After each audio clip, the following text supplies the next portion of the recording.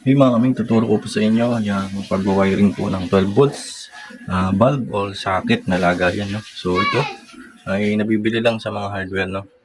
Bili na lang kayo, Omni, Firefly, kung ano man brand yung mabili. So ituturo ko sa inyo paano mag-wiring ng 12 volts bulb. Yan. Recent 12 volts bulb, 12 volts, 12 volts, 12 volts, 12 volts. Yan, bulb, no? So ito kasi magkaiba to sa mga 220 volts, no? So, ginagamit to madalas sa battery, sa solar. Yan, basta 12 volts pwede siya. No? So, ito yung pwede mong lagayan. E27 socket. No? Pang bahay. So, hindi mo yan pwede salpak basta-basta sa bahay. So, kailangan mo ng battery. 12 volts. So, yan.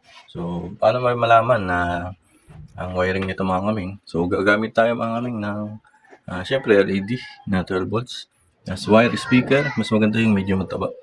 Tapos E27 socket yan, yung saksakan ng ilaw. May tester kayo and may tawag dito, pambalat, no? Yan. So kahit wala namang tester, sa video na to malalaman nyo yung tamang wiring nito. So pag nagbaliktad kasi ito ay pwede masira. So okay, simulan natin. So dito muna tayo sa bulb, no? So ang negative kasi nito, ito yung body niya, dito yung ground, ito yung positive, no? So dapat ang positive natin, yan, ganito yung nangyayari. Sa gitna yung positive, dito sa gilid yung negative. Yan. So ito yung ating socket, no? So pag nilagay mo yun dito, yan, so ito tatama dito. So dapat dito yung negative natin. So paano malalaman natin na kung alin dito sa dalawa yung negative, no? Hindi sa kulay. Huwag kayo magbe-base sa kulay, no? Kasi pag sa kulay kayo nag-base, mali. So kuha tayong tester para makita. So punta tayo sa buzzer mode. Ay, dulo mo pa tayo. So, select natin yung buzzer mode. Ayan. Pag pinagdikit mo, may buzzer. So hahanapin natin naman dito yung negative muna. So lalagay ko yung isang test probe dito. Tapos iyaano natin dito. Ano yung tutunog, no? So, dito. Pero hindi siya tumunog. Ibig sabihin hindi ito yung ground. So, dito sa kabila. Tumunog siya. Ibig sabihin ito yung negative natin. Kung magbe-base ka lang sa kulay, ito yung makikita yung negative. Pero hindi siya yung negative. Ito yung negative natin. Tapos ito naman yung positive, black. Ayan. Tapat naman natin dito sa gitna. Ayan. Tapos tsaka natin to i-test. Ibig sabihin ito yung positive. Ganun lang siya mga kaming. Buzzer mode. Para malaman nyo agad. So ang gagawin naman natin, so since ito yung ating positive, itong black na to, yan, dito nyo itatap yung positive, or dito na kayo magbibase sa pula. Yan, pulang speaker wire. Yan. Ito na yung pinakang positive natin. Positive natin siya lalagay para hindi siya mamali. Yan, para lang dun sa mga baguhan at wala pang idea, no? So para sa inyo tong video na to, para hindi kayo malito. Yan. So ito, pagsasamahin nyo lang yan.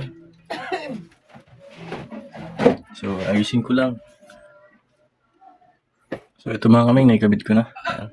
So positive dito sa black na wire nya. Yan. So pagdating natin dito, ay dito na tayo magbibase. So, kasi tama na yung wiring natin. Ito na yung positive, tapos negative natin. No? So pwede na natin siyang isaksak sa tawag dito, sa ating 12 volts battery or socket ng paglalagay natin. So testingin muna natin para makita nyo. Okay. Dito na lang. Dito na lang. Dito.